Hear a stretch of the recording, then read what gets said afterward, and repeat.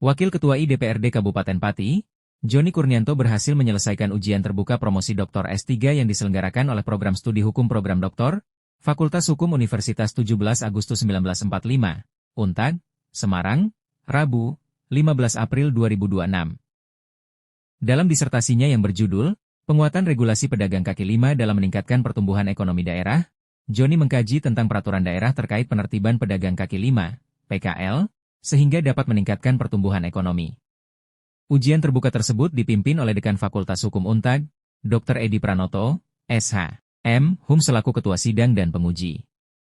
Kemudian Profesor Dr. Sigit Irianto, SH.M. Hum sebagai Sekretaris dan Penguji.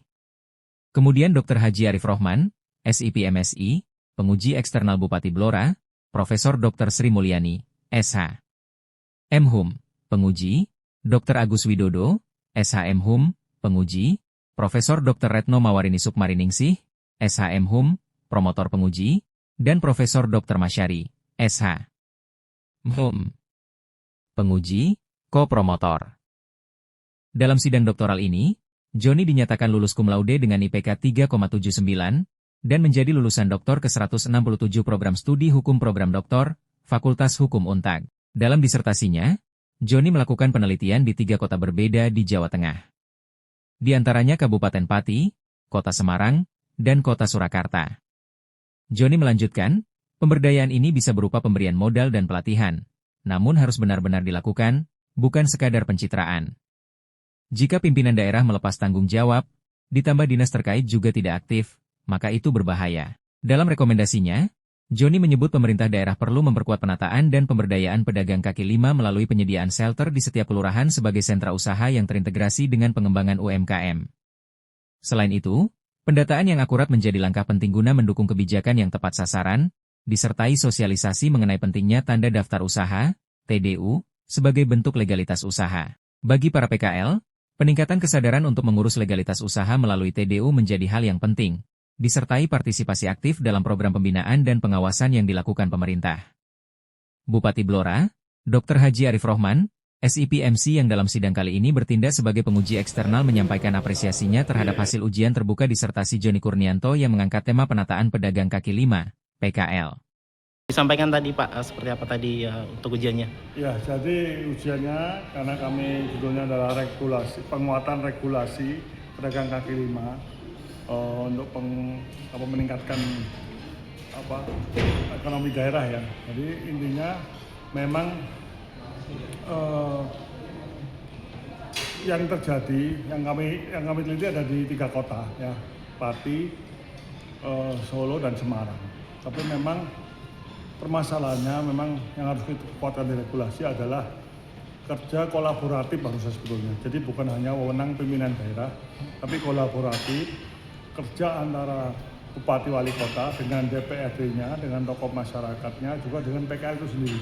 Itu jika kita melakukan relokasi, kita melakukan mungkin penggusuran, nah itu harus secara baik-baik, persuasif. Kemudian juga ada pemberdayaan untuk PKL itu sendiri.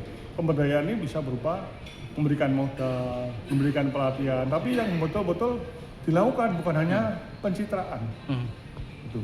Kendala terbesarnya selama ini yang menurut Pak Joni apa Pak? Kendala terbesar ya tergantung pimpinan daerah dan juga dinas terkait. Itu penting sekali. Kalau pimpinan daerahnya sudah melepas, tapi kalau dinas terkaitnya juga melepas itu bahaya. Tapi kalau dinas terkaitnya seperti misalkan Disperindak, ada DPU, ada Satpol PP, ada Disperkim, ada kemudian DLH, itu kalau mereka terkait dan juga mau ikut membantu permasalahan di PKL, insya Allah semuanya clear, seperti Semarang dan Solo. Nah, Pati ini memang belum. Kami mengamati sendiri, jadi makanya di Pati kami mengajak teman-teman juga. Ini kan saya melakukan penelitian juga, melakukan interview, wawancara dengan seluruh kelompok-kelompok paguyuban dari PKL itu sendiri. Gitu, Mbak. Mungkin harapannya seperti apa Pak Joni setelah penelitian ini? Harapannya, kalau memang di kabupaten atau di daerah itu sulit dilakukan pengembangan yang baik sesuai dengan yang penelitian saya, ya memang harus secara regulasi di atasnya mungkin Perpres atau mungkin Permendagri harus ditambahi, dikuatkan. Jadi disebutkan adalah bupati dan wali kota. Harusnya ditambah lagi, kolaboratifnya ditambah lagi. Mungkin dengan dewan, dengan tokoh masyarakat, dengan PKL itu sendiri. Dan juga pemberdayaannya itu belum jelas. Dan PKL itu sendiri. Siap, oke Pak. Masukan apa lagi Pak yang kira-kira ingin diberikan oleh Pak Joni ini? Ya mungkin itu yang terpenting juga, misalkan ini dalam sisi politis ya, bukan karena kan sisi hukum dan hukum ya. Sisi politisnya, kadang-kadang kalau hanya keputusan dipegang oleh bupati atau wali kota atau gubernurnya saja, kalau di politis, secara politis misalkan PKL itu tidak mendukung pada saat pilkada, itu juga bahaya juga, nanti nggak akan diurusin gitu loh. Tapi kalau udah jelas dari pusat, udah aturannya jelas, harus kolaboratif, baru udah aman sudah. Dari Pak Joni hari ini gimana Pak? Tentunya saya sangat senang, ini apresiasi ya untuk Pak Dr. Joni ini, Dr. PKL. Nah, judulnya Dr. PKL karena beliau menulis tentang regulasi tentang PKL, kaitannya dengan regulasi penataan, nantinya akan mampu untuk meningkatkan perekonomian yang ada di daerah, termasuk juga PAD untuk di daerah. Ini menjadi role model saya kira untuk tulisan beliau ini nanti untuk rekomendasi beberapa daerah yang sedang menata PKL-nya, termasuk kami di Blora ini sedang mau menata PKL kami yang di alun-alun. Nanti referensi dari Pak Joni, syukur-syukur Pak Joni bisa jadi konsultan kami untuk menata PKL yang ada di Blora. Poin yang berkesan mungkin menurut Bapak yang ya, bisa diterapkan nanti Pak? Ketika kita menata PKL ini kan harus kita petakan aturannya seperti apa.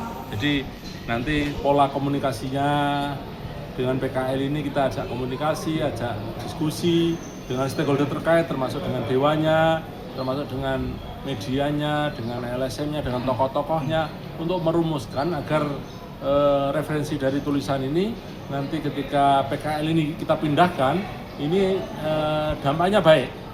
Memang karena secara aturan di alun-alun itu kan tidak boleh ada PKL, tapi kan kita harus istilahnya mengawal mereka agar penataan PKL di tempat yang akan dituju ini nantinya dagangannya tetap laris, tetap nanti bisa menyumbang juga untuk pendapatan asli daerah yang ada di tempat masing-masing.